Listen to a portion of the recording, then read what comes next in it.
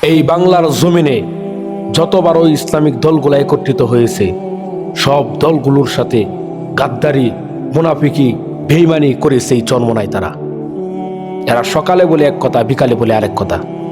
যেখানে টাকার ভার বেশি সেখানেই তারা মাথা নত করে দেয়।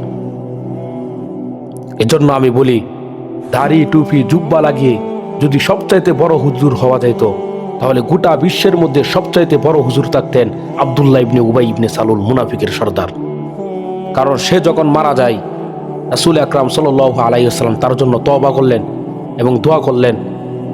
তখন আল্লাহ পাক রব্বুল আলামিন আয়াত নাযিল করেছেন, ইস্তাগফির লাহুম লাউলা তাস্তাগফির লাহুম ইন তাস্তাগফির লাহুম ৭০ মাররাতান ফালা ইয়াগফিরুল্লাহু লাহুম।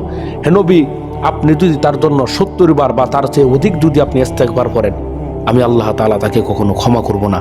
কারণ সে ইসলামের দুশমন ছিল, সে ইসলামের চিরশত্রু ছিল। সে উপর দিক থেকে আপনার লেবাসকে অনুসরণ করেছে, কিন্তু ভিতর দিক দিয়ে সে ইসলামের চূড়ান্ত পর্যায়ে দুশমন ছিল।